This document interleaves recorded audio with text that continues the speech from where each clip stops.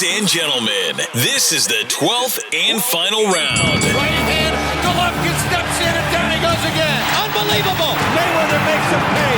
What a rookie mistake. A sensational left hook by De La Hoya. It's facts. I'm the best. You know what I mean? Sometimes I don't want to believe it myself, but it's the truth. I'm the best. I'm going to show you how great I am. From Southern California, this is the Last Round Podcast. Welcome back to this week's episode of the Last Round Boxing Podcast. Before we kind of give an overview of this week's guest of the week, we want to give a shout out once again to our partners, our brand partners, FightsATW.com. Go check them out for your professional wrestling news and your pro boxing news, especially if you're a professional wrestling fan. Big news right now in that world is John Cena. I'm sure a lot of people know John Cena, whether it's from TV, movies, or pro wrestling, as he's more well known. Just turned heel or bad guy, as they like to say in the professional wrestling world. So FightsATW.com. Go check them out. And our guest this week, he returns after being away from the show for a while. When I say away, I don't mean like he's away, but he just hasn't been on in a while. He's a sports and entertainment attorney. I don't know if he still manages fighters, but he was a former boxing manager for quite a few years. I know he managed Cory Spinks and some other fighters. He has a pretty good resume of representing fighters, and he still advises different characters and business entities and other promoters and fighters in the sport of boxing. He was also an advisor for the now defunct Ring City USA, which was popular during the pandemic. I remember they did a show in Hollywood, California, at the Wild Card Gym, but they did it in the back parking lot of the Wild Card Gym, which looked very cool on TV with the elevated camera angles and all that. Kurt Emhoff joins us this week on the Last Round Boxing Podcast. He talks the potential of the Saudi and TKO Group Holdings Boxing League. We dive into that, the legalities behind all that. We talk about the recent lawsuit by Billy Keane against Top Rank, and we break down the legalities and details behind that.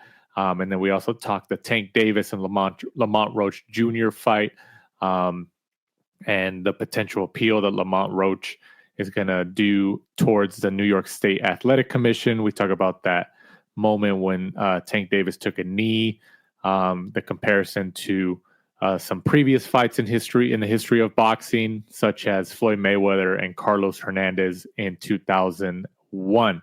So for our guest of the week here on the Last Round Boxing Podcast, this is Kurt Emhoff. And now it's time for the last round interview of the week.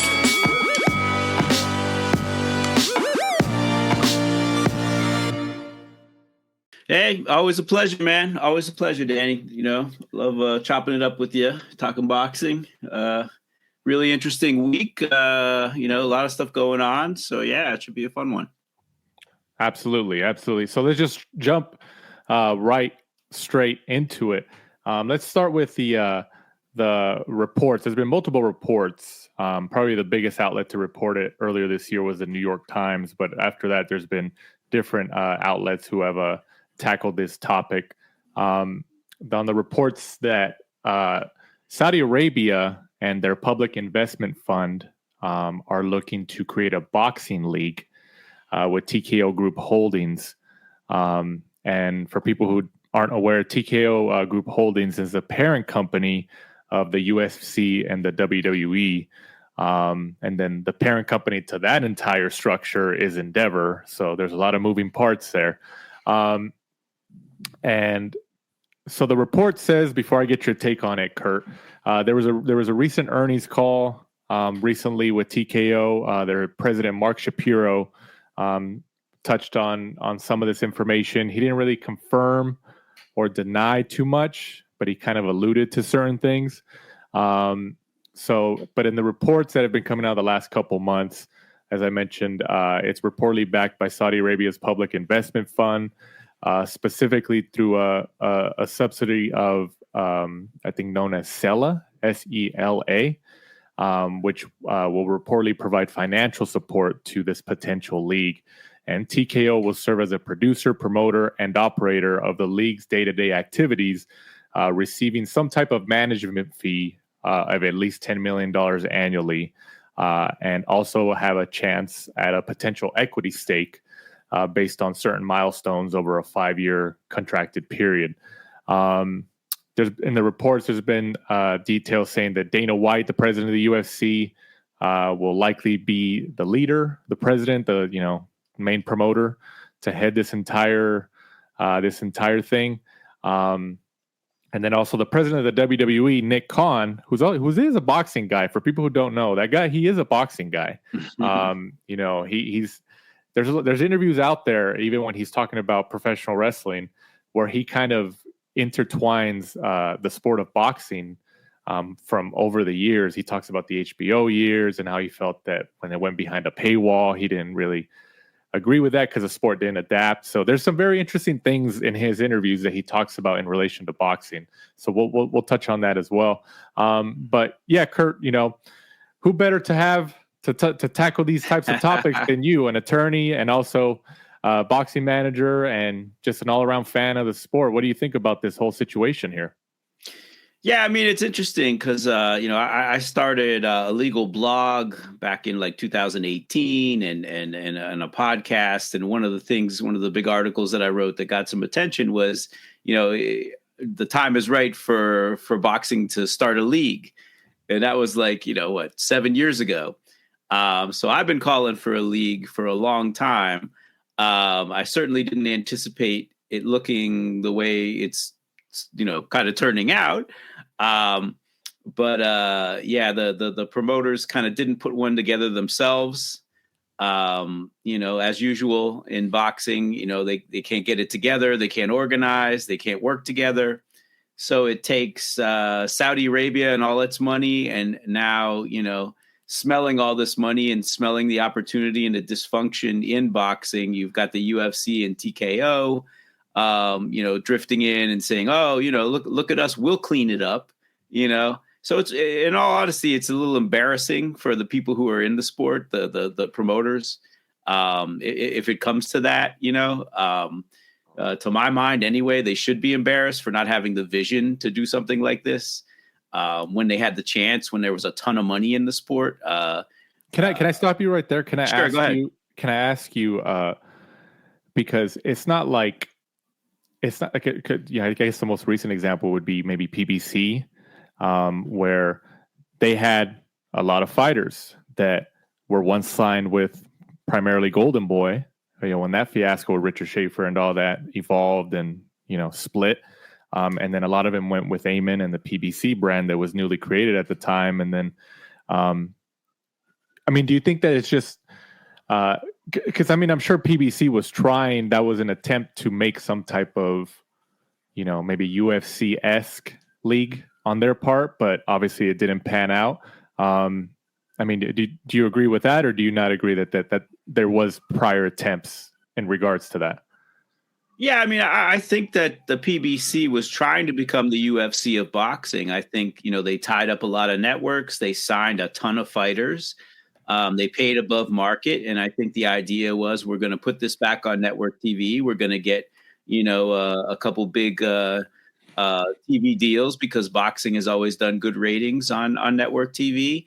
And, once the fighters who are not signed with us see what we're paying, they'll flock to us. And it was not a very well conceived plan, to be honest.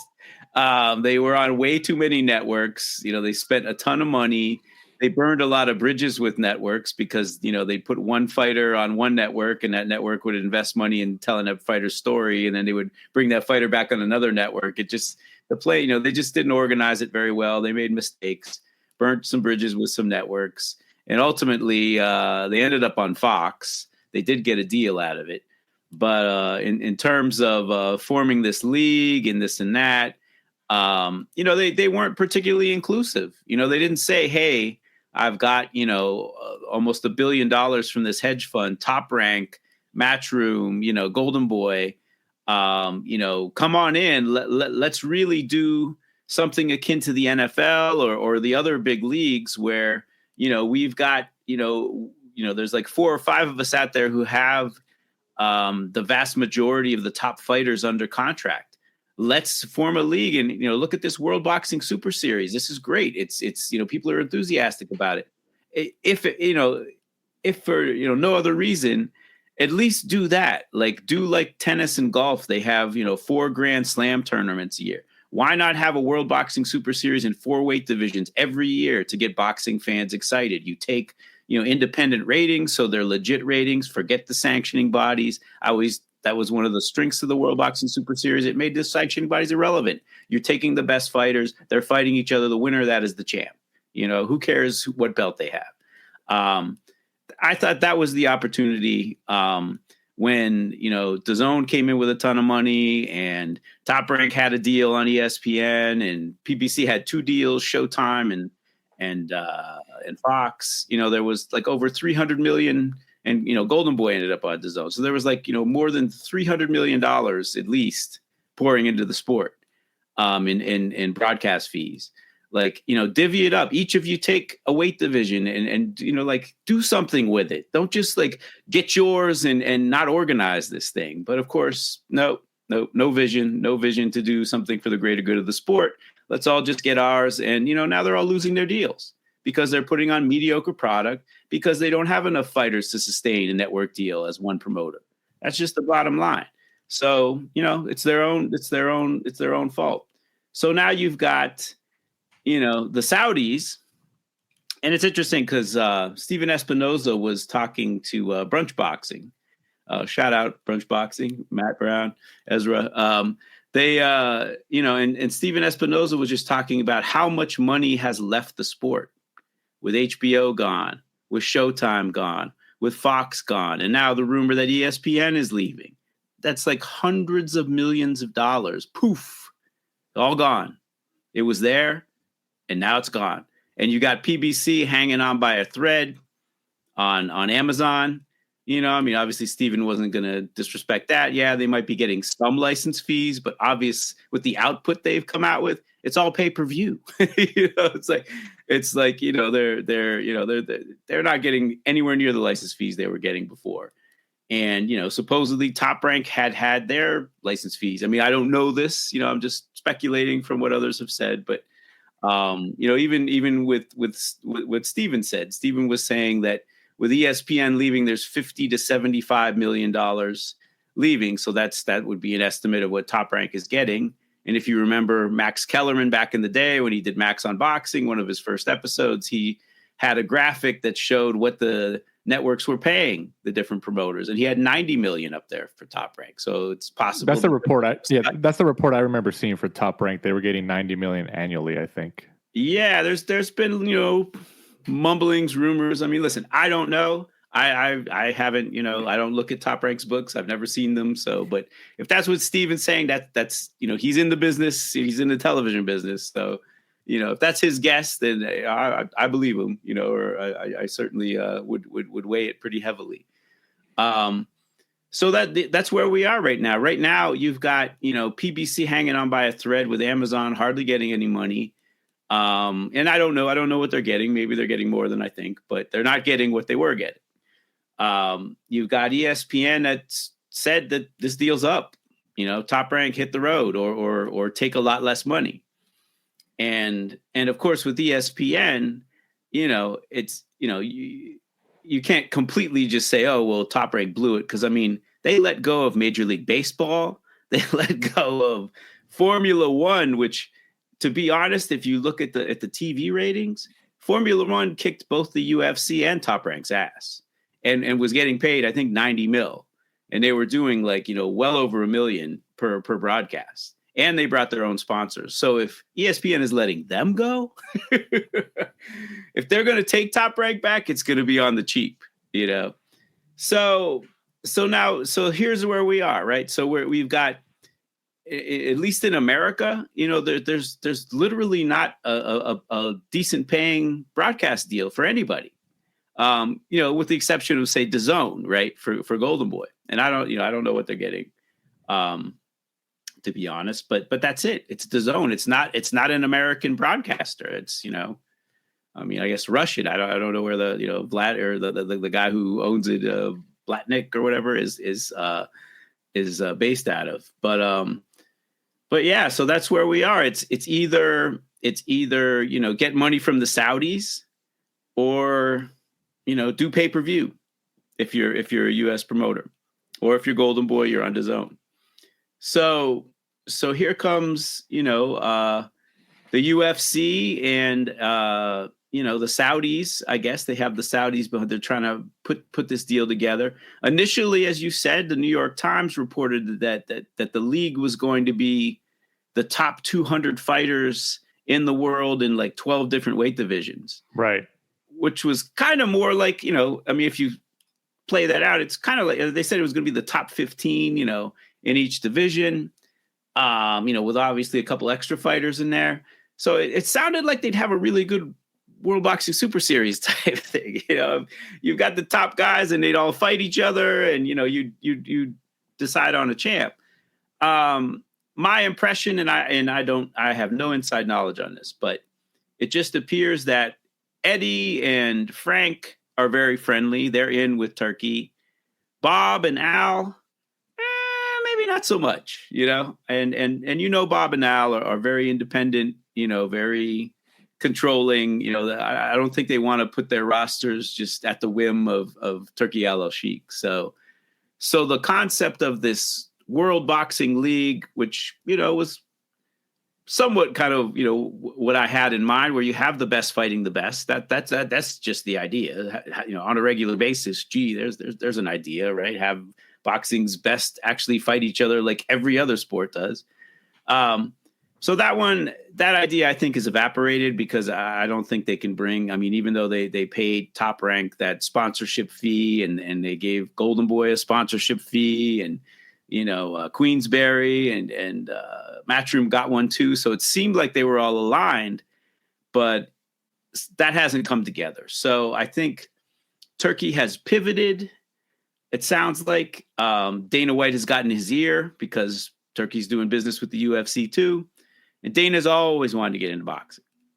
So from just piecing together, we don't have anything concrete about this, but piecing together what you've heard from Dana and on these earnings calls and from Turkey, it sounds like, Dana said it's going to be a new league of like younger fighters, right? So, and Ari Emanuel goes on Pat McAfee and says, you know what? The Ali Act is hurting boxing. And it was just such a random statement. And on this earnings call, they talk about the Ali Act and say, we're not actively trying to get it repealed, but if it happens, it happens, right? Yeah. I think the idea is they want to create the UFC of boxing. And they know that they can't get the best fighters in the world because they're all under contract to other promoters. And, and why, if I'm like Eddie Hearn and I'm firmly, kissing the ring of Turkey Al Sheikh, why would I give up my fighters to Dana White? I signed those guys. I put my, hard-earned money and blood, sweat, and tears into these fighters. Why am I just giving? Maybe money, if they really pay Eddie a lot Hearn of and money. Dana White do like each other, though. Eddie Hearn is a fan. Yeah, they do. So maybe you'll see some of Eddie's fighters in this thing. But that's one of my. I have more questions than answers with this thing. It's like, whose fighters are they going to use? We know that Dana, is very interested in. Is it Callum Welch? Is that his name? The Tom Loeffler's kid? Tom Loeffler's kid, yeah. Yeah, like Dana's heavily involved in his career. So I would assume you're going to see that kid a lot. Yeah. In this league. And if it's a league of young fighters, he fits that profile perfectly.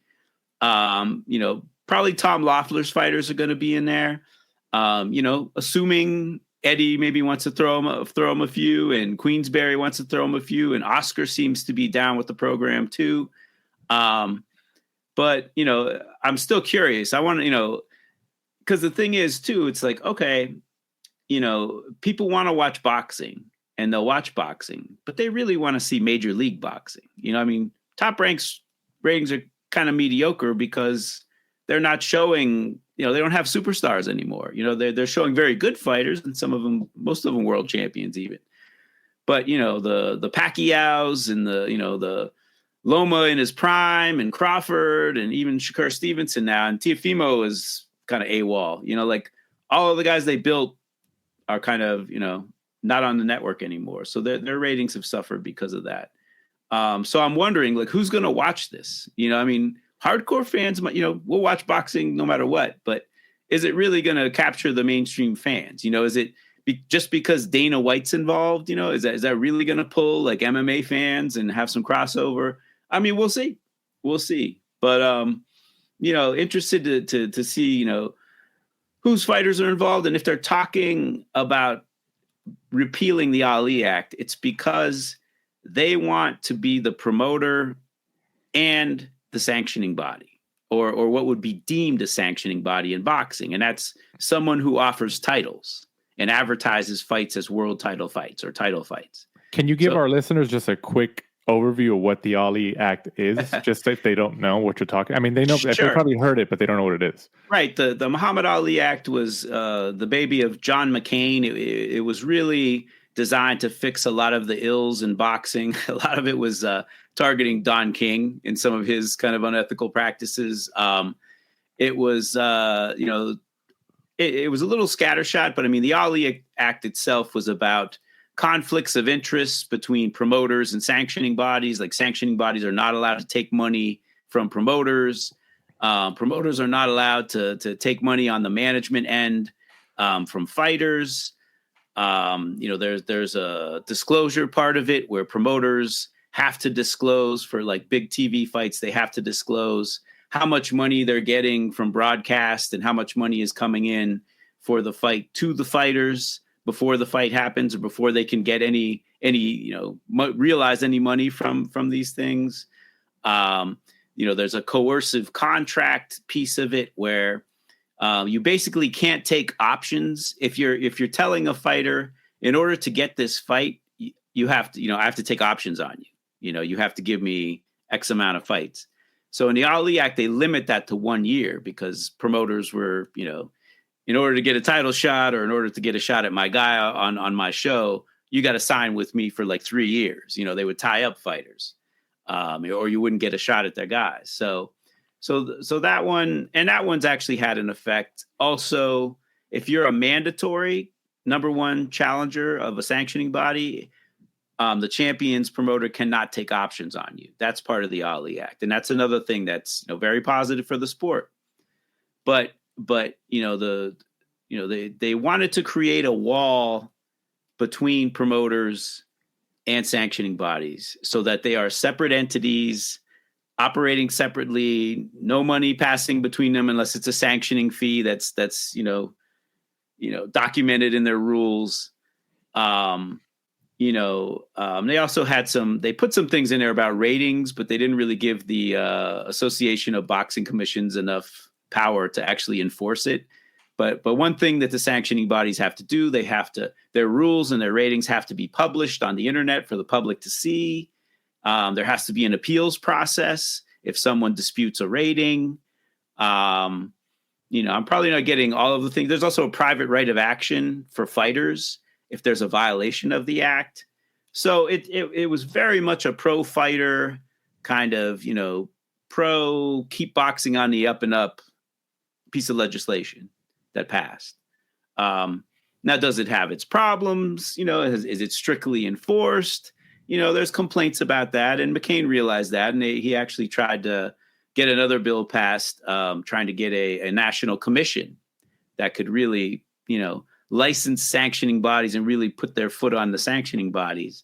That if they did any, you know, monkey business, that they would you know, take their license away and they wouldn't be able to practice. But that didn't pass. That was like a bridge too far for for some of the people in government. They just, you know, they're like, we don't want the feds regulating the sport that much. But yeah, so that's the Ali Act. It was put in there, you know, to kind of stop some of the more nefarious practices in the sport.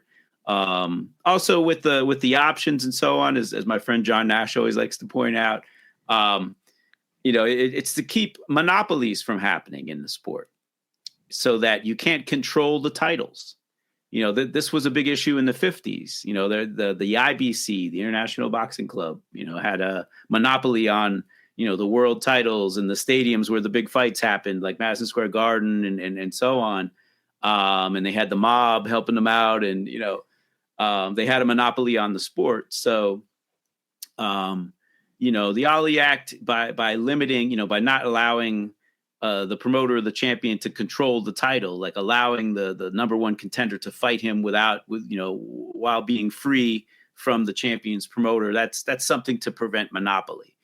So this is something, obviously, the UFC just paid over almost $500 million to their fighters because the judge was pretty stern with them and basically allowing the plaintiff's case to go forward and saying, you guys are they're monopsony, which is very similar to a monopoly, basically, like a seller who is, controlling the market.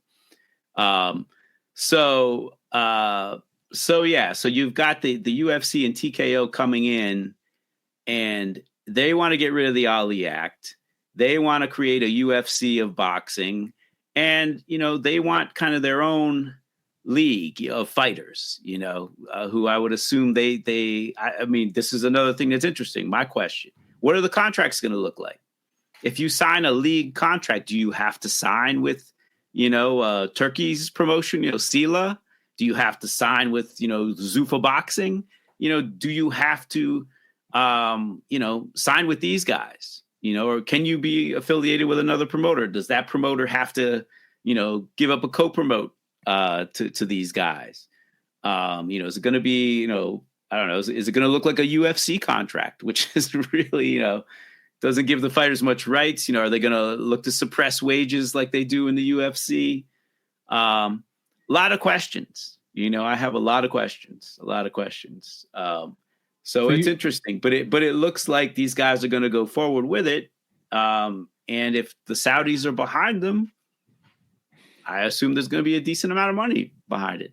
So we'll see. You said earlier that you have been in favor of organizing some type of boxing league for a while. Yes. But right now you had concerns like, okay, how the contract's going to look and all that. And then the Ali Act, is what's going to happen to that.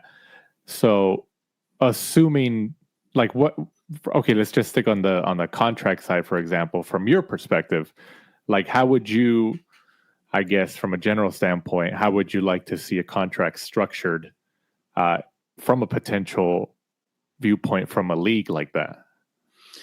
Yeah, I mean, it's interesting. I mean, what I, and this is the hard part because boxing isn't like other team sports where you have teams, right? Where you sign a contract with the team, but you also kind of, sign a contract, to you agree to the league's rules and so on. I think the best example might be golf, because the Saudis are involved in that. And they have LIV Golf. And what's interesting about their contracts, and they pay a ton of money, is that, they're only for 1 year. They don't tie you up for a ton of years. And they don't have, extensions that, lengthen the contract to 7-8 years that you can never get out of. It's a year by year thing, depending on how successful you are. If you're really successful, at your option, you can sign for multi-year to be on the LIV tour. I mean, that would be my hope if they did something in boxing where it's not long-term, you're in the league. And I think it gives, I would say it gives the fighters and the promoters flexibility, but the way boxing and MMA works, the promoters always have flexibility. In standard, promotional contracts, if you lose a fight, they have the ability to cut you, but it's not reciprocal, right? If they decide not to cut you, you can't just say, well, I lost the fight, I'm out, it's generally they have to somehow breach the contract, and then, you end up like fighting about it. And, they basically dare you to litigate it. And, unlike league sports where it would go to like arbitration immediately and, you'd have the Players Association representing you, you have to go to the court system in boxing because there's no, there's no league, there's no setup like that. So, I would hope that they have, instead of being like the UFC, which doesn't have a rule book, doesn't have rules, doesn't really have, they have ratings that they kind of ignore, but, people can kind of poo-poo the sanctioning bodies, and I certainly am not a huge fan of them, but at least they do have rules. They certainly don't always follow them, but they do have rules for mandatories and purse bids and ratings and this and that. I would hope that if you're going to say you have a league, that you would have something like that, Ideally, you would have a league policy for drug testing too. That's something that would be a real innovation for the sport, and that would be a positive. And the UFC has a drug testing policy. People have some complaints about it, but at least they have something that's uniform. But yeah, it's those are the types of things, that I'd like to see some sort of league contract or some sort of like rule book or some sort of, league rules that fighters would abide by, and not just like this independent contractor stuff where, we can cut you anytime, but if you're successful, we can keep you for as long as we want. And we have, if you do this, it adds 2 years to the contract. And then we have this, right of first refusal. And if you try to negotiate with, just like all this crap that's in most boxing promotion contracts, and which, to be honest with you, I'm not hopeful. This is Dana White. This is the UFC. It's not going to be fighter friendly. If they're looking to get rid of the Ali Act, they're looking to take protections away from fighters. So they're going to try and suppress wages, have these guys fight for, a fraction of what the revenues are coming in, and do it like the UFC. So I say good luck with that. So if you're, because I think that's, I guess, appropriate to speculate like, okay, well, there's reports that Dana White is going to head it, and, TKO owns UFC, so you think like, okay, they kind of want to mirror it like a UFC, at least build it and get to that point, which is understandable. Do you think that, I guess, for the overall long-term health of the sport, are those sacrifices that need to be done in order to continue a fan base of the sport? Like I said, I'm a fan of a league, but these are not the people I would pick to run the league. Which boxing guys, like we talked about Tom Loeffler earlier, and Dana White and Tom Loeffler are friends. Dana White's been at the small club shows where Callum Walsh has been headlining here in LA. And it's small little, it's a club show, and Callum Walsh is the headliner. Dana White's right there front row with Tom Loeffler, and he's talked about Tom Loeffler in pressers and interviews, saying like, yeah, I like the guy. He knows his stuff. Let's just say that this comes to fruition, which seems like it might later on this year. And Dana White and the TKO brass are just like, okay, who can we get? What boxing minds can we get to absorb to help us navigate this new pathway? Who would you say? You could throw yourself in there too if you want. Listen, I've got on record as stating, I think Steven Espinoza is about as sharp a person just because he's represented fighters, he's represented promoters, and he's been ahead of a network, so he knows the game, and he knows television, most importantly, which is, every sport out there feeds off of broadcast revenues. Every single sport that's like the lifeblood. And that's another problem too. It's like, broadcast everywhere is just like it's money's drying up, because people are cutting cords and they rushed into streaming too quickly, and it's been very unsuccessful and a money loser for a lot of these networks. So, you're probably going to see, streaming, but it's going to be a lot more expensive and it's going to have a lot less content than it had before.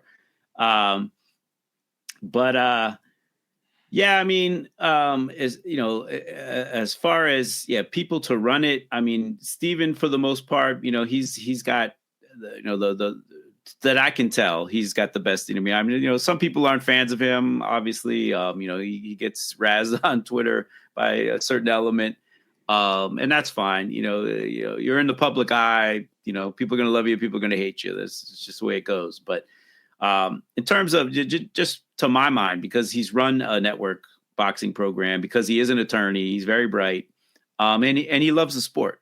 He's a genuine fan of the sport, and a guy who's put some great ideas out there about the greater good of the sport.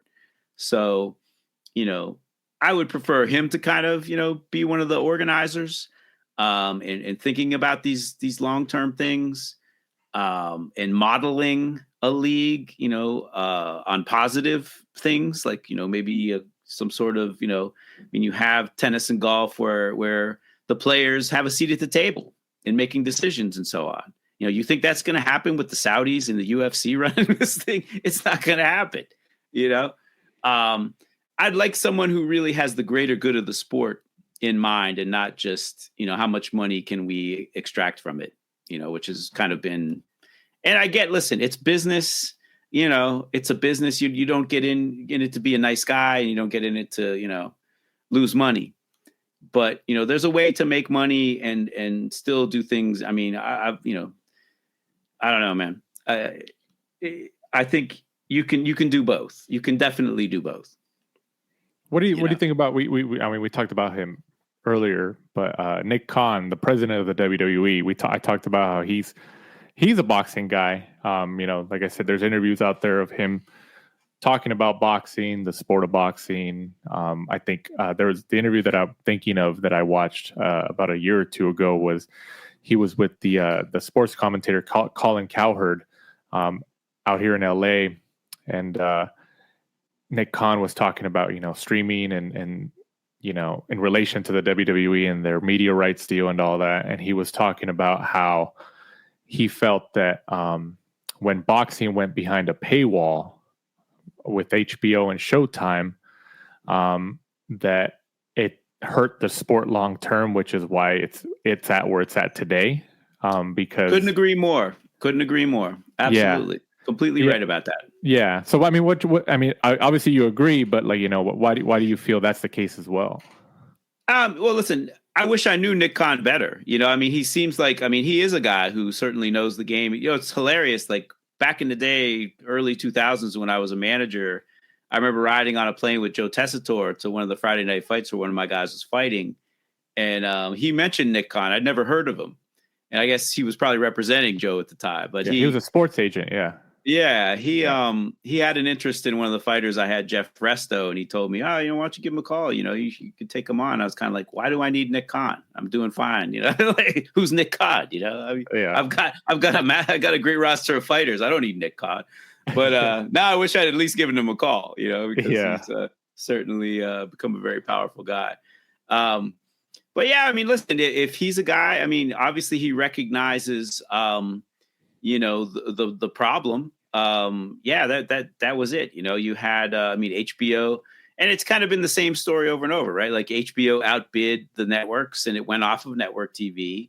It went to, basic cable or subscription cable, where people had to pay to see it. And, you went from being in every household to just, tens of millions of households. And now, then it went from basically HBO to DAZN, which was struggling to get 1 million subscribers here in the US. So yeah, boxing's audience has been completely shrunk because it's chased, the dollars that new broadcasters and new media have put in. Like subscription cable was the new media. They went after boxing because boxing, doesn't have a union. It doesn't have long-term deals. It's a low-hanging fruit. There's no organization to it, so it's pretty easy to there's no barrier to entry. So they got that. HBO. Say what you will. I mean, yeah, okay, it did limit the audience, but you got some great fights. It's just this kind of era of promoter exclusive deals that has really just thrown the sport for a loop, because now it makes it even more difficult to get fights made. But yeah, listen, Nick Khan, I mean, like I said, I wish I knew him better. I don't really know him that well. The WWE, if you've seen the documentaries on Netflix, doesn't have a great reputation, but I'm one to talk. Sport of boxing doesn't exactly have a great reputation either. So yeah, I mean, Nick is obviously a very knowledgeable guy, and certainly knows television deals. I believe he's the one who negotiated Top Rank's ESPN deal. So yeah, Nick Khan would be, I don't know, good or bad, his reputation. But yeah, he seems to be a deal maker. Obviously running the WWE is a pretty big business.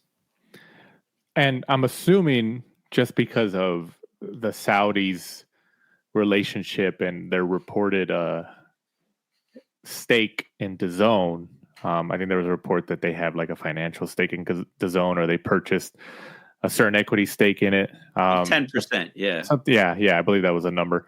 I'm assuming, and you kind of give me your take on this, that this boxing league would probably start on DAZN, or do you think that TKO and Dana White would be able to convince Turki Al-Sheikh and the Saudis to let them maybe kind of let networks bid? I mean, they have a relationship with ESPN currently. UFC does, at least. And the WWE has a Netflix relationship that just started in January at the beginning of this year. And this is Netflix's first serious agreement in some type of live content, at least with the WWE's Monday Night Raw weekly program.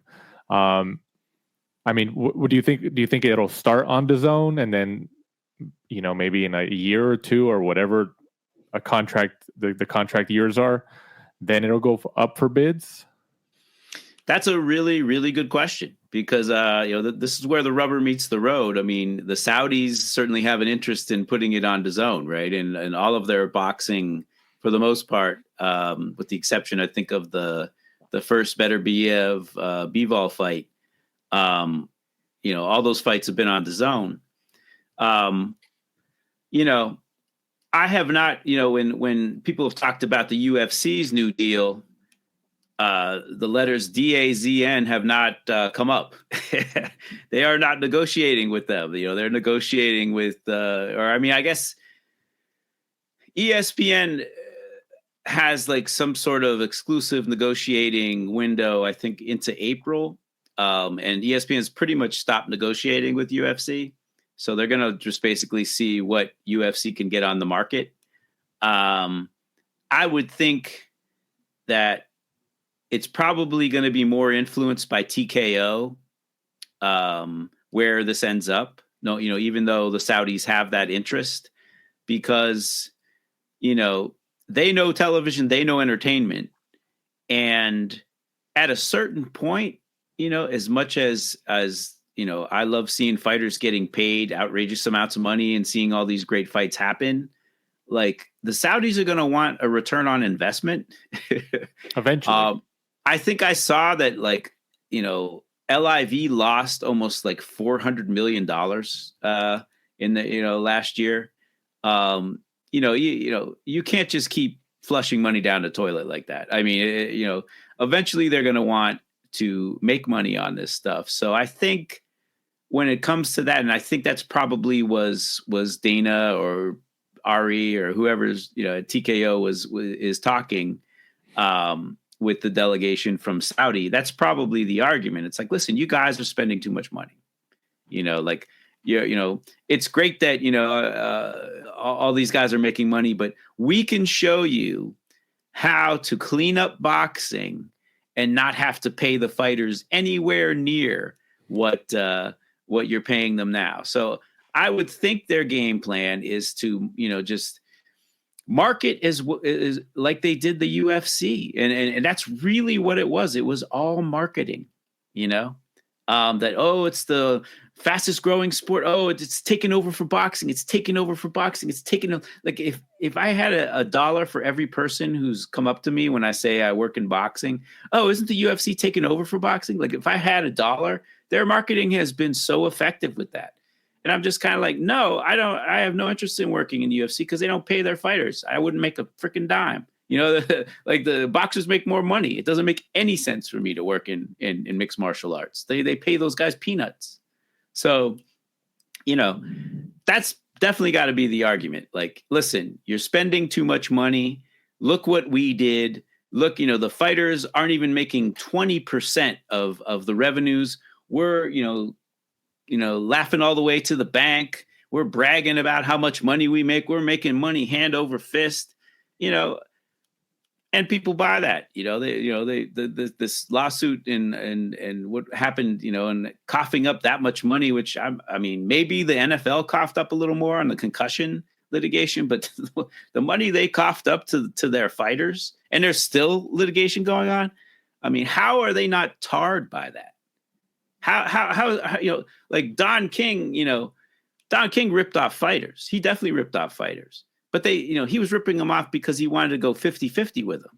These guys are going like, worse than 80-20, like, 85-15 kind of stuff.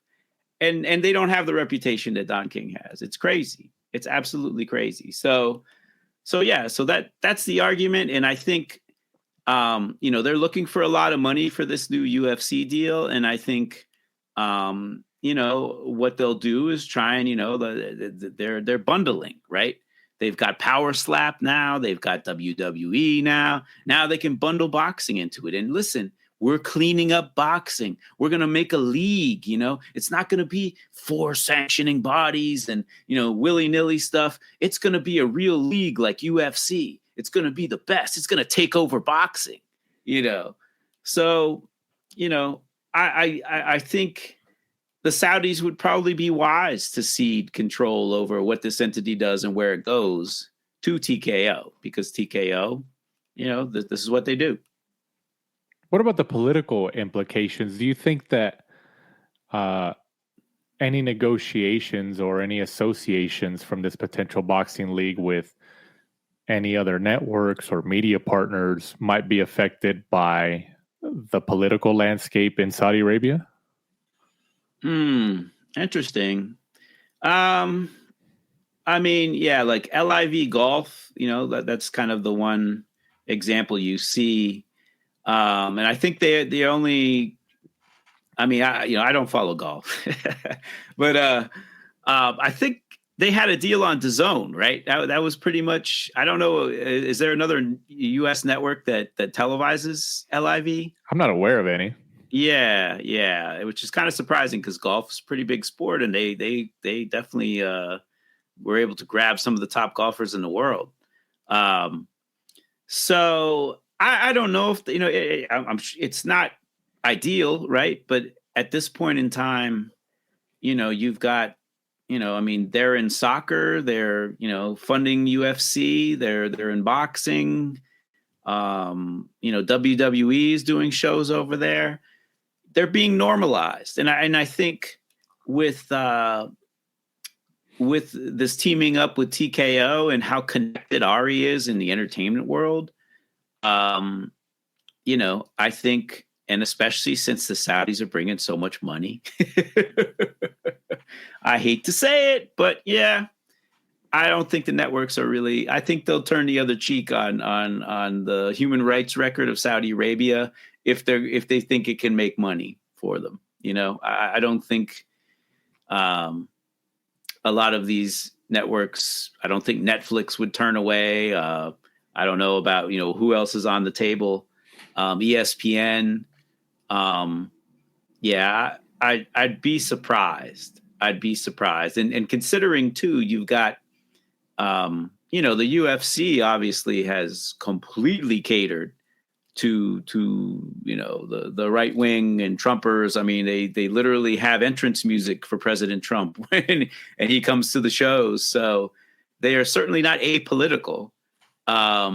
And still that doesn't stain their brand at all. You know, they're still chugging away and bragging about how much money they're making. So, yeah, I don't think, unfortunately, that anyone's going to make a moral stand for human rights when it comes to this. I just don't see it happening.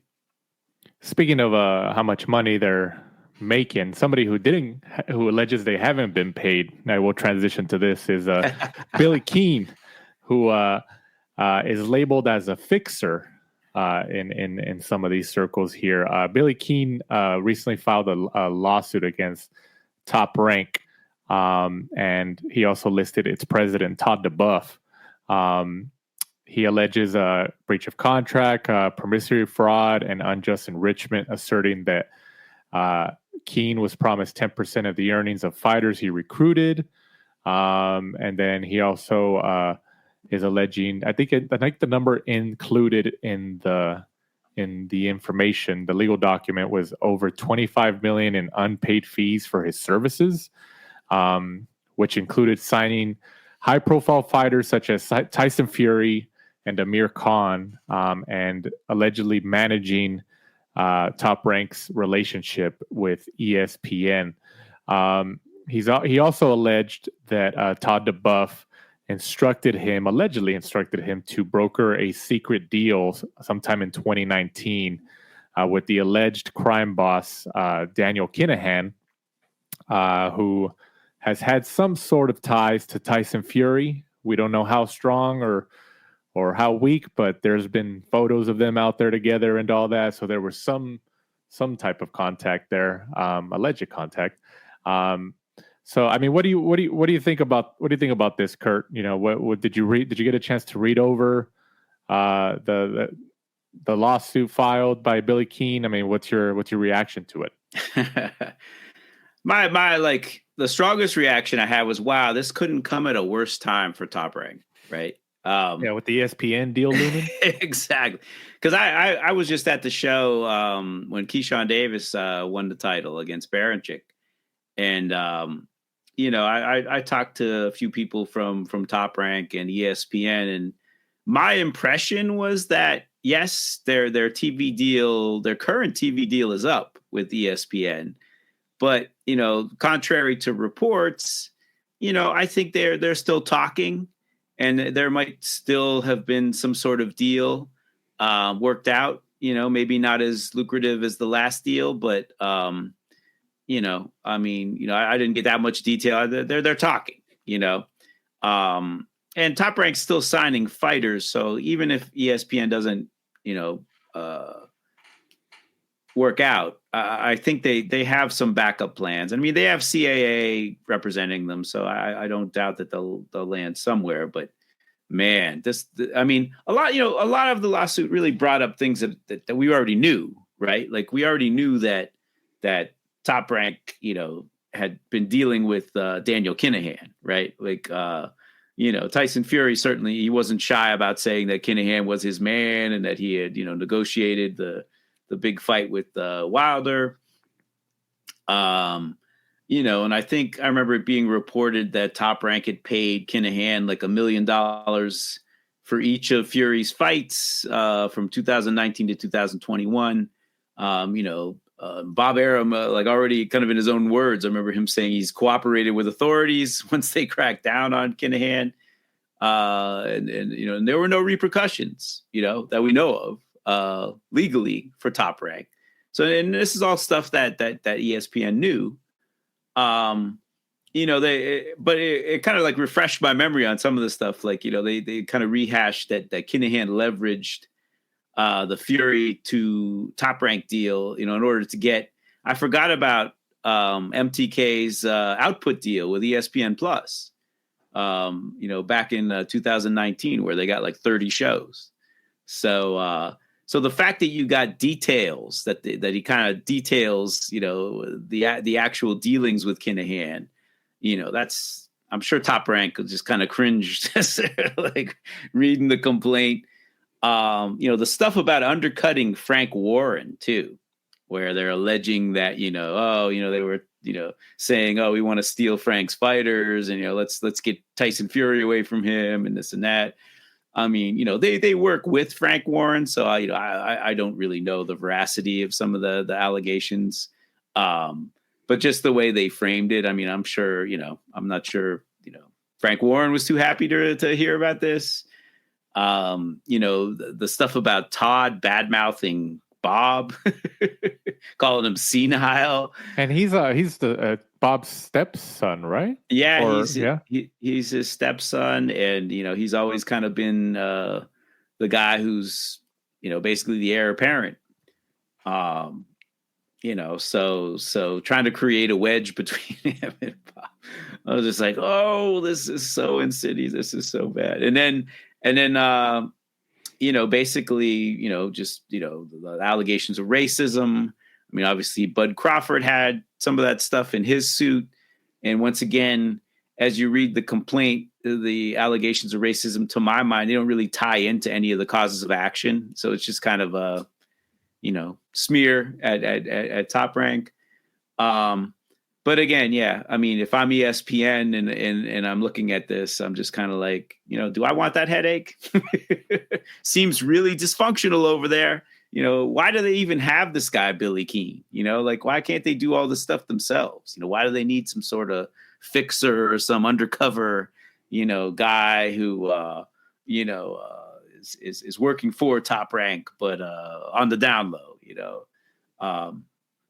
it's just crazy. But to also see, excuse me, the amount of money he was paid, you're just like, wow. Top Rank, I mean, if it's true, like, how much money does Top Rank give up to middlemen? Chris Middendorf had that lawsuit a couple years ago where he was getting a percentage off the top of Terrence Crawford's purses. Now you got this guy doing stuff like that. And I just remember seeing a lawsuit involving Greg Cohen where when they signed Rob Brandt, like Cohen's company was getting a ton of money. I'm like, wow, they're handing out money like candy to these guys. It's like, wow, it's crazy. It's crazy. But what do you think from your perspective obviously it's in the initial infant stages since it was just filed, but I mean, what do you foresee a settlement like Top Rank, or do you think that Top Rank trusts to fight this? It's a good question. I mean, most lawsuits settle. So I generally see this either settling or, most times, they'll probably challenge it on a motion to dismiss. I mean, with this one, it's the contract clearly was an oral contract, and those are very hard to enforce, especially if they're for over a year. They rely on the complaint on an email where, Keane kind of recounts all the payments that they've made to him. And Todd's just like, good recap, which basically kind of, they're saying ratifies the fact that they had a deal and, he was supposed to get paid this much. And, it's a tough case to make. If you don't have it in writing, it's just a much tougher case to make. So in terms of the merits, I'm sure that's what they're going to fight it out on a motion to dismiss. Assuming I can't imagine Top Rank's just going to file an answer and not try and knock this suit out on a motion to dismiss. So we'll see what happens. But yeah, most lawsuits, most civil suits don't go to trial. They usually settle out. So do you think because it was kind of a type of quote unquote oral agreement that Top Rank has sufficient grounds for a dismissal? It's possible, yeah. I mean, if they can, I mean, there's course of conduct there, and if he's, and if he's got, enough, and he's saying that he does, that they confirm this thing, and I'm sure he's got receipts from when he was paid by them, so there's some sort of course of conduct that what he's saying is true, that he was getting a percentage.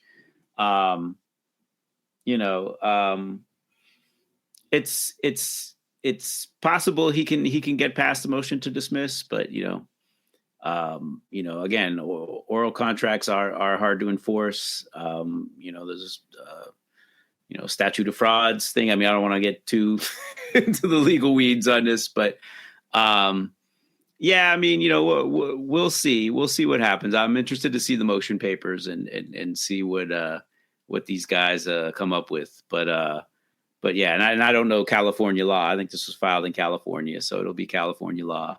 Yeah, Central District. Yeah. Yeah. So it'll be interesting. I'm sure Top Rank is going to try and knock this out of the box with a motion to dismiss. Do you think Keane purposely waited until right now to file this because he knew that the ESPN deal is they're in the thick of negotiations? Do you think it was I'm going to wait to really get an impact out of this? There are those conspiracy theorists. I was just listening to not to call these guys conspiracy theorists. They're journalists, and I love what they do. But MMA Draw, I don't know if you're familiar with them. Zach Arnold, and Nate Wilcox. They're just who's this guy Billy Keane? He's got a really heavy hitting lawyer.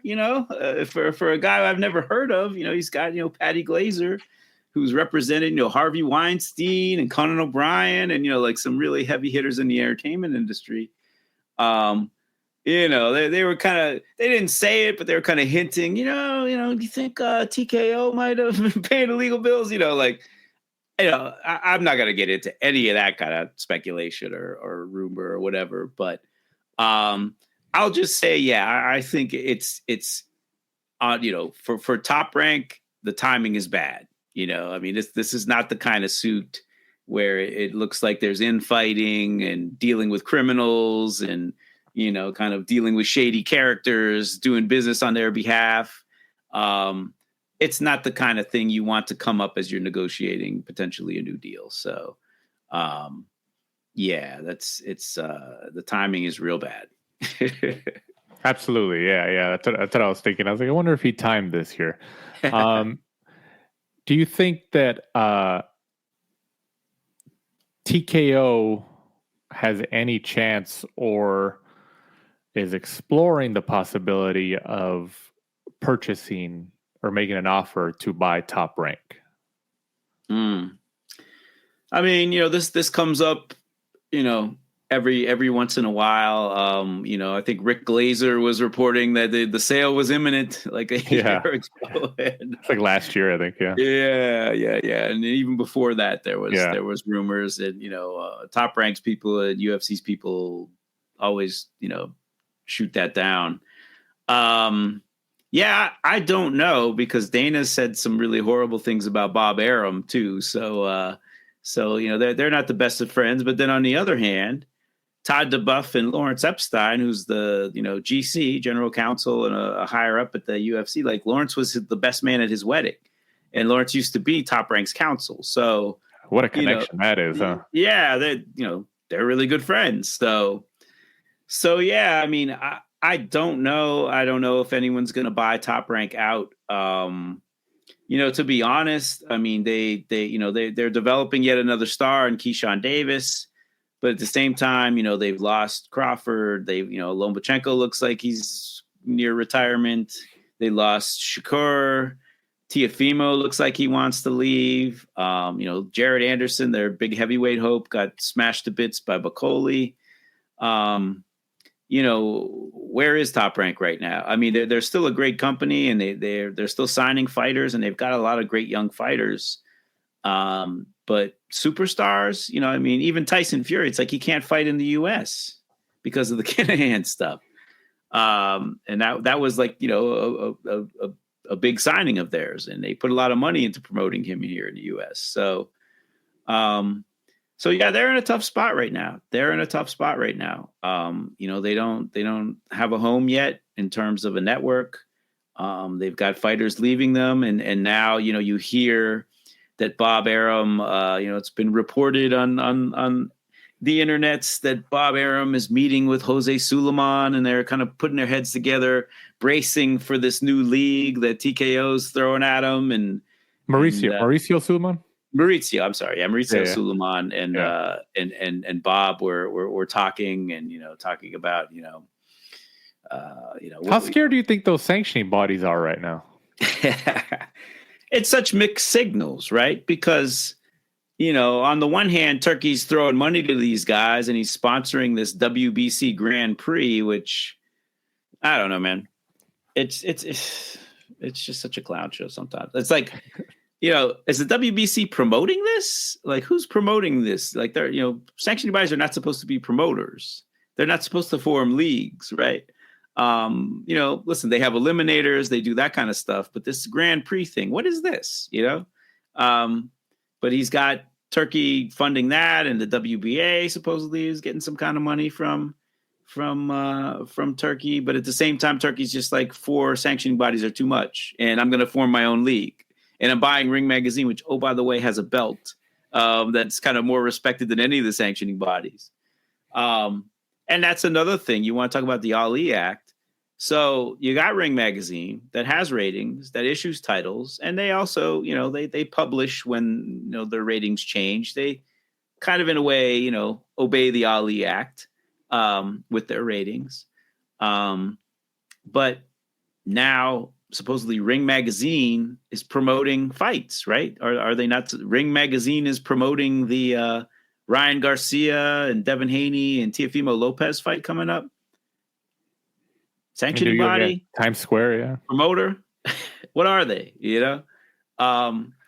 So yeah, man. I don't know. It's. I don't know how it's going to play out, But yeah, I mean, I think Turkey has basically said he wants to monopolize the sport. So maybe he has the partner now in TKO. They want to get rid of the Ali Act, so it makes it a little easier. So, I think one of the things that Bob Arum is probably scared of is, look at how the UFC did it. They basically, they did it with marketing, and they did it by basically doing it better than the other MMA promoters and putting them out of business. So if I'm Top Rank, now I've got to compete for a TV deal on ESPN with TKO's league. And TKO has all these other cards that can play. They have UFC. Are they're going to bundle that with the boxing league and say, all right, ESPN, you can take us, but you got to take the boxing league too. Yeah, and you got negotiation leverage. Yeah. Right. You got to tell Top Rank to take a hike. So, if I'm Bob Arum, yeah, I'm very concerned. I'm very concerned with this new league and what effect it's going to have, because it seems like this is, Dana has always wanted to get into boxing, and it seems like it's going to be very focused on the U.S. market. And right now, there's no broadcasters. Once Top Rank leaves ESPN, if they do leave ESPN, there's no American broadcasters or American-based broadcasters who are doing boxing, and I think this is what, you said. Nick Khan is very aware of that, and they're probably focusing on getting a U.S. network deal. Moving on to this past Saturday from the Brooklyn Barclays Center in Brooklyn, New York, Tank Davis versus Lamont Jr. fight to a controversial draw.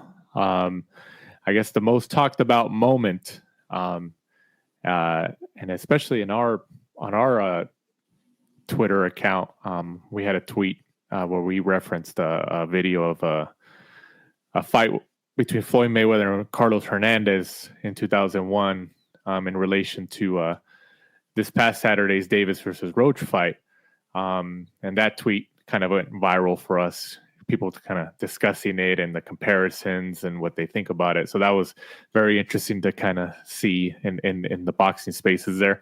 But I mean, what did you think about that? Because we talked about this before we started recording tonight, Kurt, that now there's kind of like a legal aspect. The New York State Athletic Commission has already released a statement in reports saying that they're reviewing the matter. I think Lamont Roach and his team said that they're going to appeal it, because if you think about it, I think was it the 9th round when that happened? Yeah, it's the 9th round.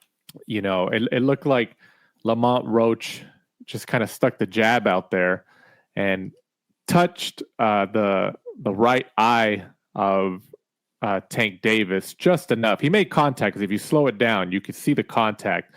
And according to what Davis said, that the gel or the grease in his hair was going into his eye and he couldn't see, and he took a knee. His knee did touch the canvas, and then he went to his corner, and then somebody from his corner came with a towel, wiped him off, and then he came back, and then referee Steve Willis said, he's like, hey, what's going on there? He was trying to find out what happened. He was like, I can rule that a knockdown, pretty much saying like, if you do that again, I'm going to rule that a knockdown. You can't do that.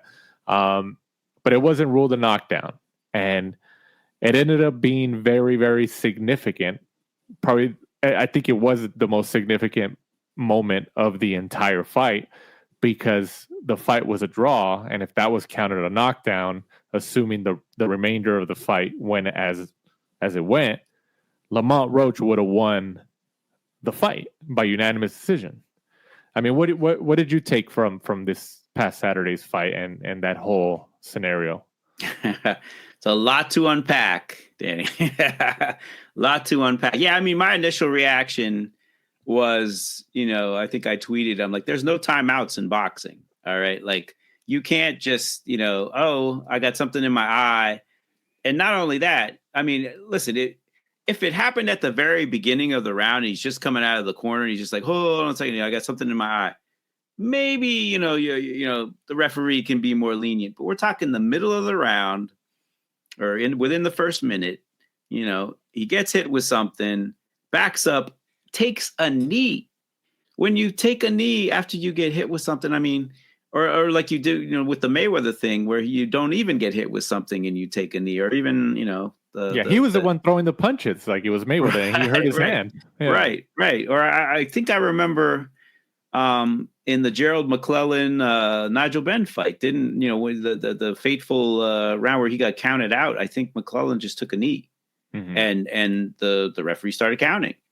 So, and I don't think he got hit with anything. So, I mean, there's a lot of precedent for when guys take a knee.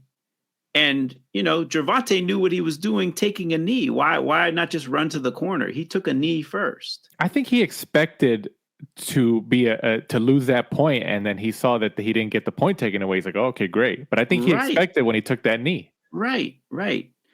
But yeah, there's taking the knee should have been a knockdown, right? I mean, without question, I think that should have been called a knockdown. Then he goes to the corner, like puts his head outside the ropes, and his corner wipes his face in the middle of what should have been a count for a knockdown. In fact, Willis started counting. So, and Davis turns his back. So, I mean, fighters have been DQ'd for less, just a trainer appearing on an apron, the ring apron, you can get DQ'd, but to actually touch the fighter during a round and wiping something off his face, which, in essence is giving him a competitive advantage, right? Like, let's say it was a cut and his corner reaches in and kind of, dabs the cut a little bit. I mean, very easily could have been DQ'd for that. So there's that as well. Where it gets a little tricky to me, and I kind of went through this, there was a controversy with a fighter I represented, Cory Spinks, against Ricardo Mayorga years ago, where Cory slipped to the canvas a couple times, and Mayorga's people appealed it, saying that those should have been counted as knockdowns, and if they'd been counted as knockdowns, it would have changed the scorecards. But one of the issues I brought up is like, okay, great. Even if one of these things was counted as a knockdown, don't you think Cory would have fought a little differently if it's counted as a knockdown? Like, he would have had much more of a sense of urgency. Like, you can't go back in time, So that part of it, that this is where, like, what is the commission going to do, right? Like, what can they do to remedy this? I don't know that Roach. I mean, I think it's actually in their power. There's case law in New York that says that they can do what's in the best interest of boxing. Like, they've used, even when they didn't have replay legally on the books, they used replay in a fight with, I think it was who was it? It was Terrence Cawthon. Was it Raul Frank back in the day? Like, basically, Cawthon's winning the fight. He gets headbutted. The referee doesn't see the headbutt, and the headbutt just messes Cawthon up. He goes down. He's like wobbly. The referee stops the fight, and Frank wins on a TKO. Cotton's people appealed it to the commission. The commission looked at replay and said, this is not a fair and just result. They ended up changing it to like a no contest, even though if the referee had made the right call, it's an unintentional foul, a headbutt, which was not intentional. It would have gone to the scorecards and Cotton would have won the fight. So they didn't completely put it in the other guy's win column. They just called it a no contest. So I think that's probably the best result Lamont Roach can get. And that doesn't help him any more than a draw does, so I don't know how well it's going to come out. I did go over the rules though, the rules and regulations of the New York State Athletic Commission. And there was something in there that I found really interesting. But there's like the referee's powers and duties under section 211.32. It's this massive paragraph with a bunch of run-on sentences. But in the middle of it, when they're talking about like a physician looking on the referee's advice, looking at a fighter, the referee shall direct the timekeeper to start the clock and the round shall be resumed, from the point of interruption, provided, says, however, that no such interruption of a round shall be ordered when the condition of the distressed party is such as would be materially remedied by an unscheduled rest period.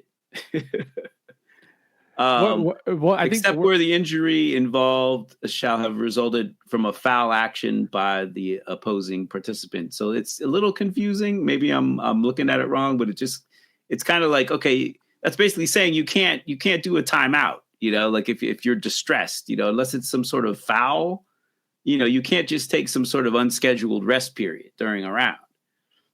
But at the same time, in the same paragraph, the same section, it says the referee shall have the exclusive authority to decide whether or not a boxer is knocked down during the course of a round and shall indicate such decision to the timekeeper or alternate referee whose count shall be accordingly continued or discontinued.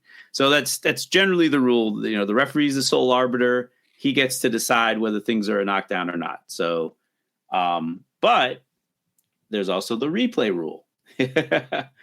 And apparently, and this was just instituted in 2024. They didn't have replay until 2024. But in 2024, they got replay. And according to their replay rules, only the in-ring referee or instant replay official is authorized to initiate an instant replay review. The in-ring referee may consult with the instant replay official to determine the correct outcome. In order to modify the original call, the instant replay official and the in-ring referee must agree that the replay shows clear and conclusive evidence that the in-ring determination was in error.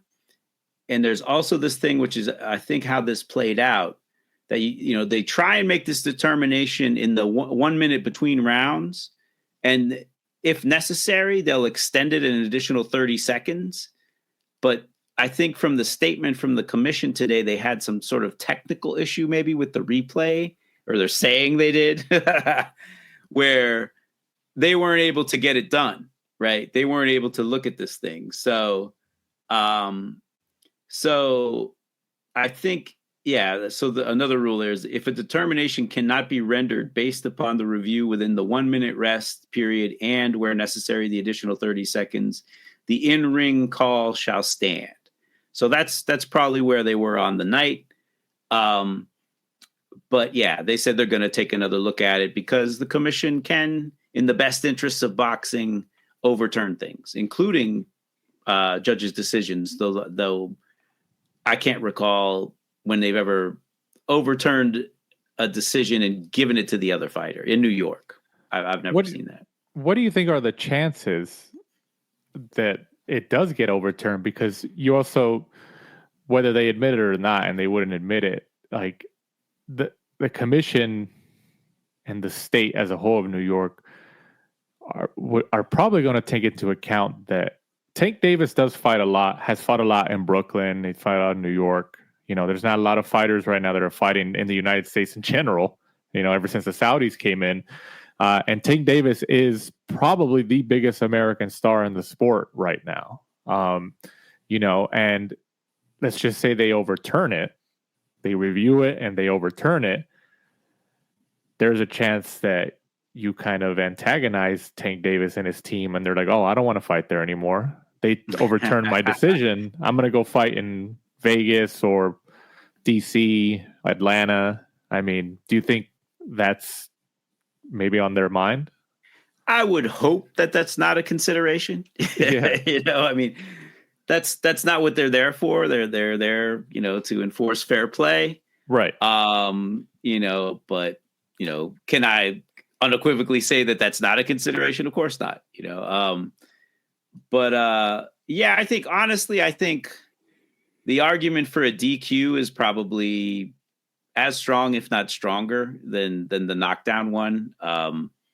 Because it's the referee's call, and I don't know. I mean, they have a good argument with both, to be honest. But in order to get the actual result of the fight overturned, I think you'd have to argue for the DQ, because to change the scorecards, like I said, in this case was in New Jersey with Spinks and Mayorga, but that was definitely an argument. Even if we give you guys that these should have been knockdowns, you can't go back in time and say, we'll just count that as a knockdown and add it to the scorecard. Like, when that happens in a fight, guys, change tactics. You can't discount that. So to change the actual scorecards and give him an extra point, I think, and I mean, listen, I made this argument a little bit on Twitter, and Cliff Roll was just like, well, Gervonta looked like he was fighting pretty hard to me those last couple of rounds.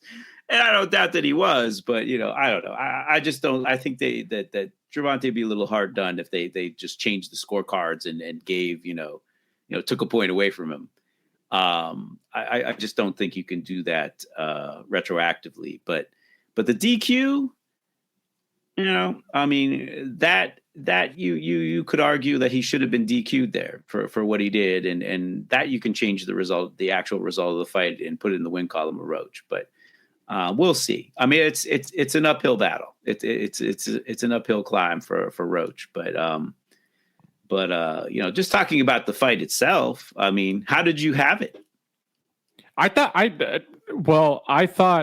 knew that ninth round.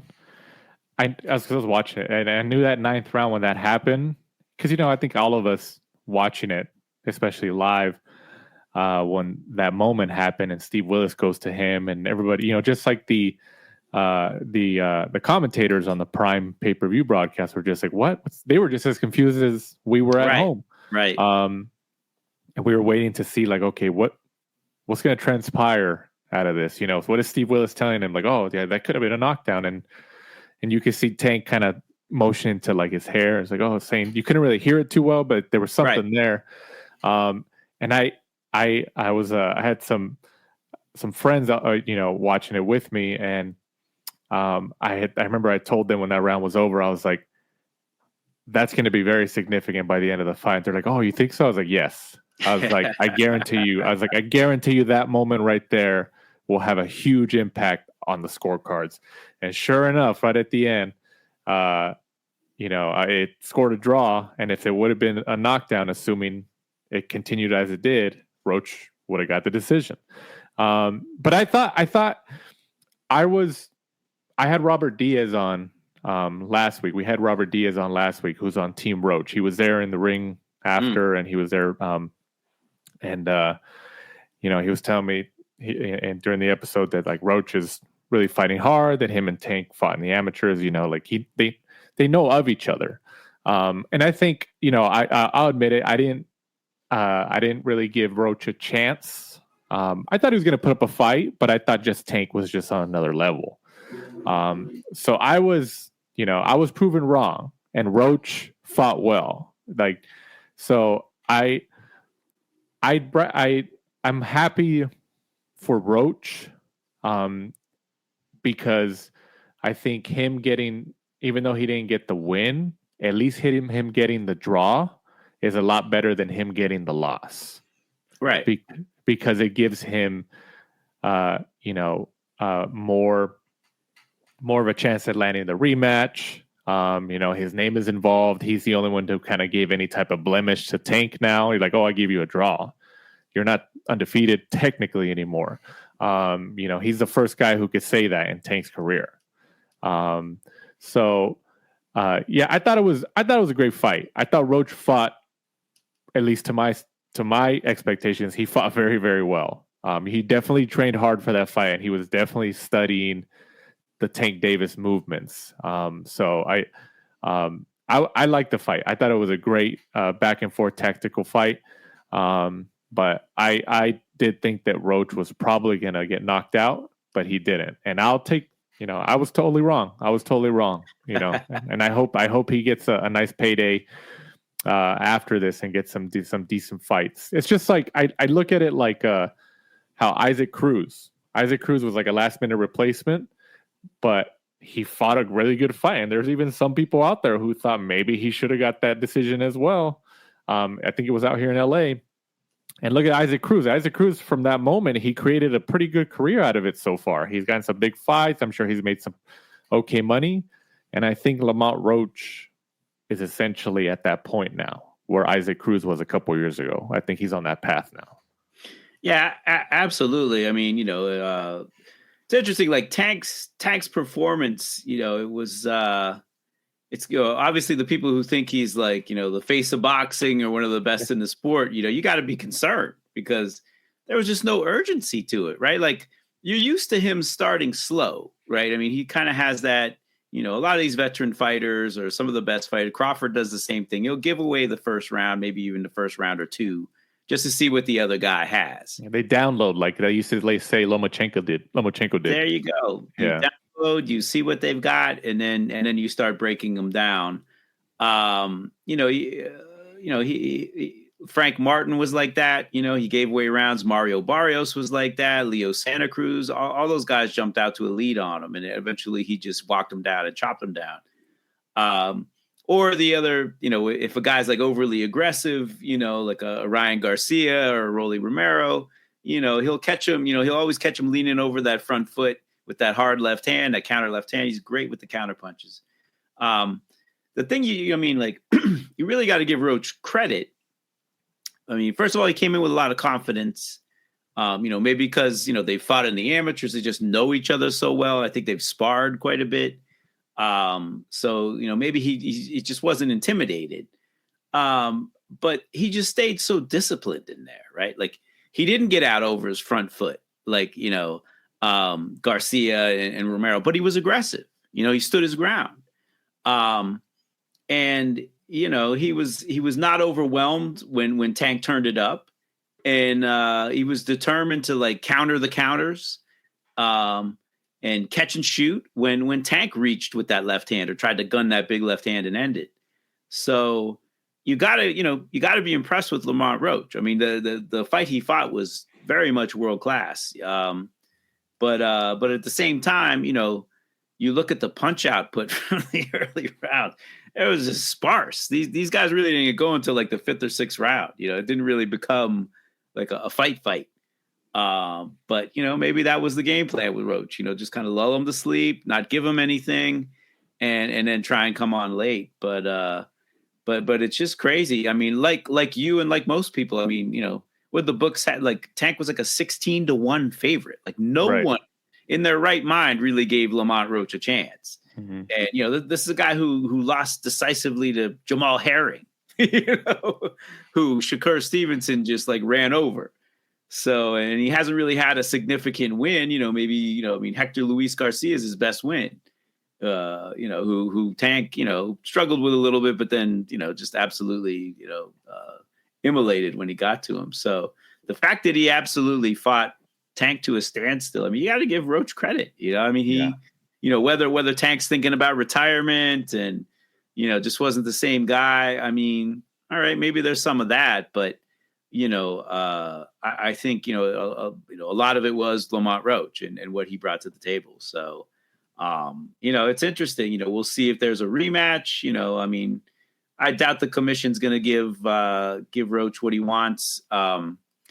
But we'll see.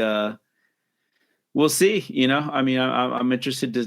This was not what was on Tank's bingo card, I'm sure, and or anybody's. Now we're going to get a rematch of Tank Davis and Lamont Roach. If if you said that before the fight, it's like, oh Lord, are you kidding me? But I'd like to see it though. It was a good fight. It really turned, by the late rounds, it was a lot of drama, and you had the controversy. So, there would be a lot to look forward to.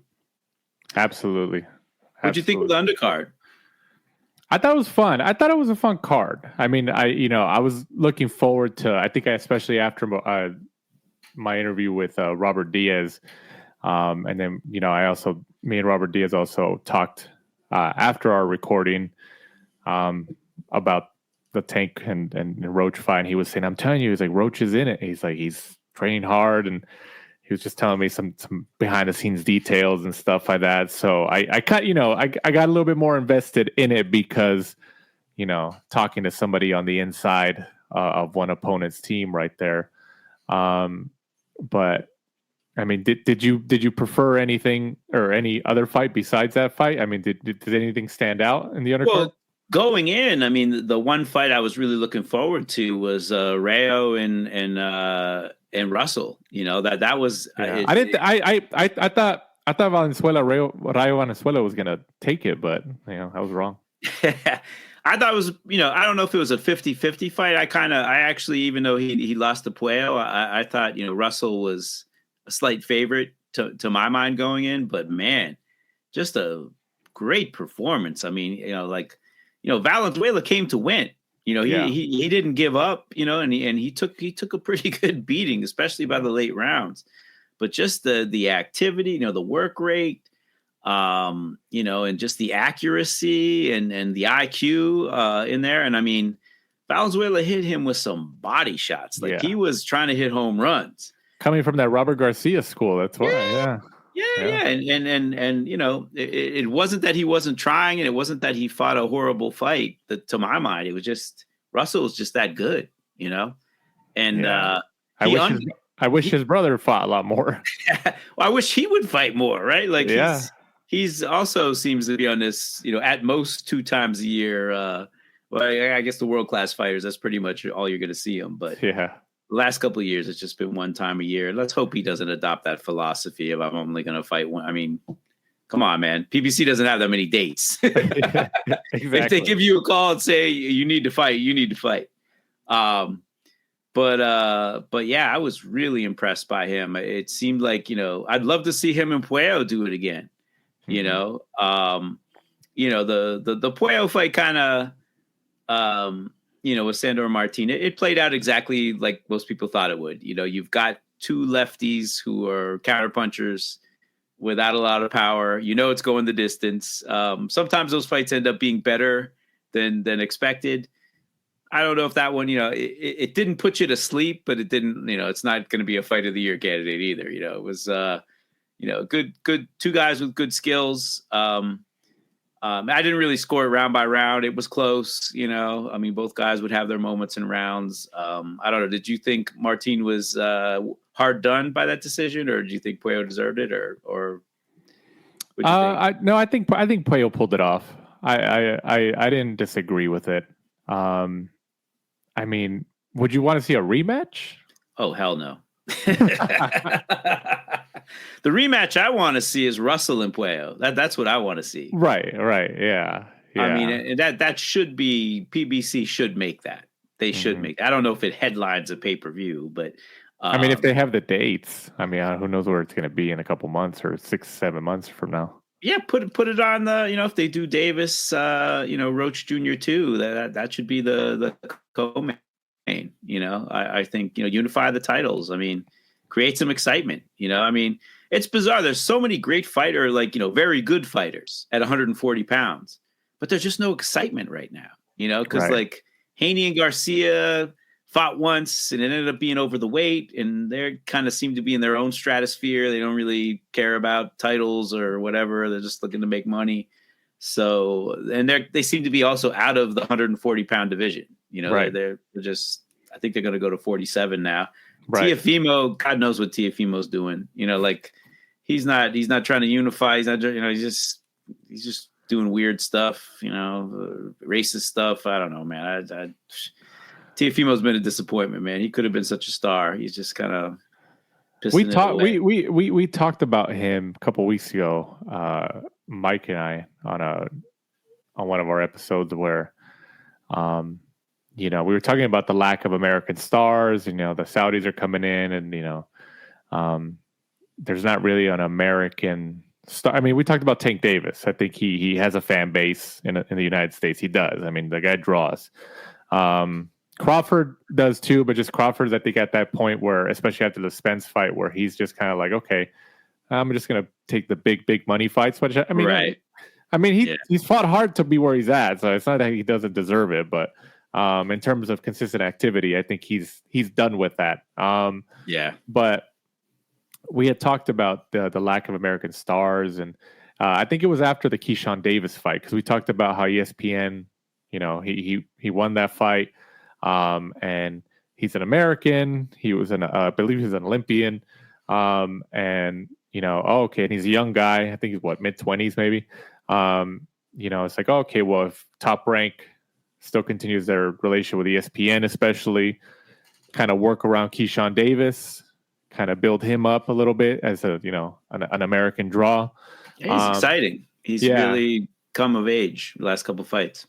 Yeah, and we compared that to, like, I think Mike had mentioned Teofimo Lopez, that at one point it seemed like ESPN and Top Rank were completely behind Teofimo Lopez as being the next American star, especially after he did that video game dance. I think it was a Fortnite dance, and he went viral, like, on all these social media platforms because the younger generation was about absolutely. He had it all going his way. He was fighting on those, like, Heisman Trophy. He was getting that buzz from those shows, and it was leading into his fights. He beats Lomachenko, the unbeatable Lomachenko, in a big upset. The world was his, and he's just slowly pissed it away. It's so disappointing. I mean, he loses his next fight to George Kambosos. I mean, he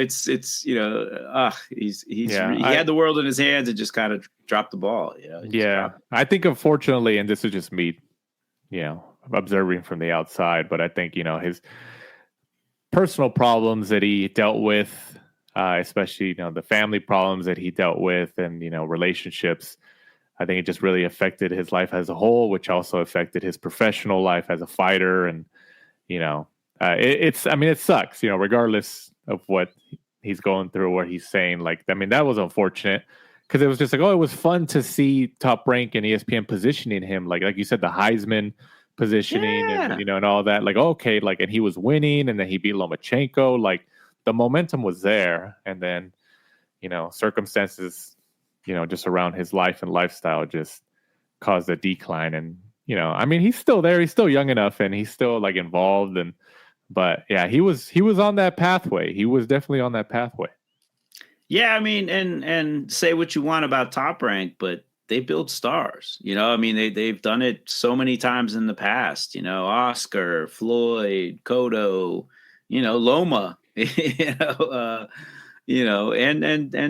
Crawford, Shakur, TV. I mean, they Keyshawn now, like, they're just very good at signing, having a good eye for amateur talent that translates into professional ability, and building it, and getting them the right fights and showcasing them, and that's what Top Rank does very well. So getting back to 140, Teofimo still has a title. It seems like he's now trying to, like, be in league with not the league, but being in league with Turkey. And get some of that Turkey Al Sheikh money. There's somehow, and people probably get sick of me talking about Ring City, but I'm like, Turkey Al Sheikh and these guys talking about putting fights in Alcatraz and putting them in Times Square. I'm like, wow, where did they get the really funky, are you locations for fights? Because I'm a fan of that. I'm just like, oh. We did fights. We did a fight, in Freddie Roach's parking lot. Yeah. We did a fight in, in Old San Juan, the middle of Old San Juan. We built a ring, we were kind of doing that stuff. So yeah, I mean, the fact that they're doing it, but it's like that was during the pandemic, where right. you couldn't put a crowd, like, you're really gonna put like how are people gonna get to Alcatraz? I mean, do you not want a gate for this fight? In Times Square, like, I mean, I live in New York, like putting anything in Times Square, like good luck. Like you're gonna have to get permits from the city, and if you're gonna have any kind of audience, it's just there's just a lot of foot traffic there for sure, but it's always just very crowded and congested.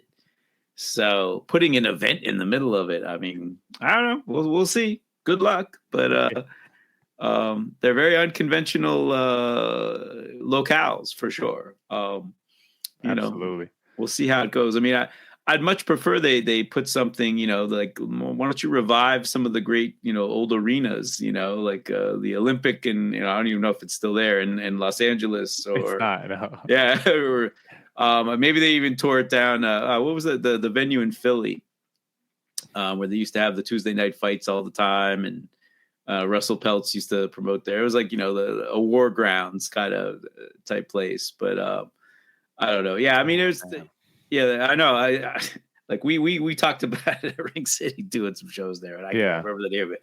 But yeah, I mean, listen, fine. That it'll get attention, I guess. But the Alcatraz thing, like Alcatraz is just so isolated. I'm just and putting guys, in a prison and fighting. I don't know, man. I mean, I loved it when James Scott did it back in the 70s, but I don't know if I'm down for it now. But no, I get it. But interesting. But like, listen, if they can, I mean, I think they have a plan supposedly, and who knows, that Teofimo may not get past Arnold Barboza. Like that's Barboza's on a mission right now. He's got momentum. Yeah, because Teofimo has badmouthed him and avoided him for a long time, and I definitely believe he's on a mission, and that's going to be a very interesting fight. But there's Richardson Hitchens out there who would love to fight the winner of that one. If you have, you've got Russell and Puello on the same side of the street. That's a rematch I would love to see.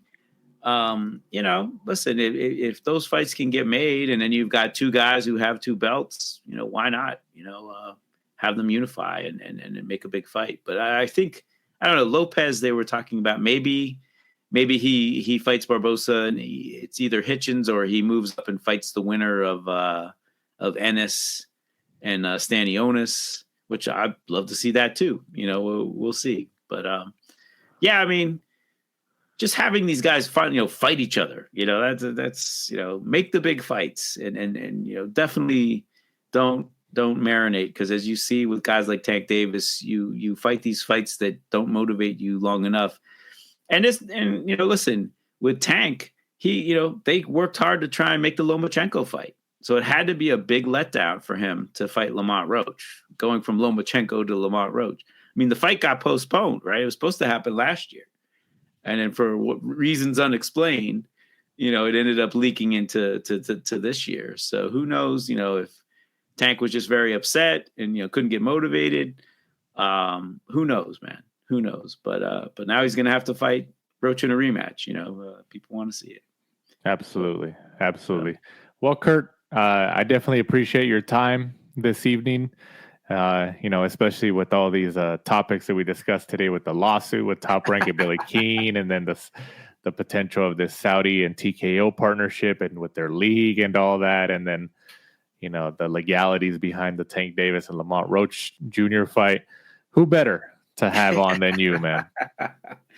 Yeah, as it happens, yeah, there's definitely some legal stuff mixed with the boxing stuff. But yeah, it's more interesting to talk about the boxing stuff, really. But but the league thing is definitely it's they've been very vague about it, and probably for good reason, because it's going to be really hard to conceptualize. You've got how do you get people in this league, trying to get them with the UFC, trying to get them to fight for UFC type wages. Like, good luck with that. And you're doing it with Saudi, who everybody's getting overpaid by Saudi. So how is that going to work? It'll be interesting to see. It'll be interesting to see. I mean, I remember John Nash and I, when they initially talked about this league with the top 15 fighters in the world and all that, like, John's like, oh, I could totally see they're going to overpay to get the fighters in. And in the second generation of fighters, it's going to be a little less. And then by the third or fourth generation, once they got the monopoly and once they got everybody under contract, it's going to be UFC all over again, where they're just going to crack down and not pay these guys. So let's hope that doesn't happen. Yeah, that's the key word right there. Let's hope. Yes, absolutely. Before we cross the finish line here, Kurt, go ahead and let the people know where they can find you, and also give a shout out to your own personal podcast, the Boxing Esquire Podcast. Go ahead, man. Yep. I talk boxing pretty much just on X. So it's at boxing _ESQ. That's my handle. I do have the Boxing Esquire Podcast, which is on Spotify, Apple Podcasts. Pretty much just Google it. You can find it. I've been on a little hiatus. I haven't done one yet this year just because my legal practice has been extremely busy, and I've also had a couple surgeries go on. So I've had to deal with some personal stuff. But yeah, hopefully within the next month I can get that rolling again and get that up and going. Awesome. And then once there's some type of final outcome for this boxing league and stuff, I expect you back here to talk about what's going to happen once it's official. Yeah, I'm intrigued. How they're, there's a lot of questions I have. I'm interested to see in a lot of stuff. Who are the fighters going to be? What kind of contracts? What shape is this league going to take? It'll be really interesting. Absolutely. And you can follow us on X and Instagram at The Last Round 12. And for our guest of the week in sports and entertainment attorney, Kurt Emhoff, I'm Danny Z. This is The Last Round. Thanks for supporting and listening to the show. Follow us at The Last Round 12 on social media. Rate, review, and subscribe. This is The Last Round Podcast.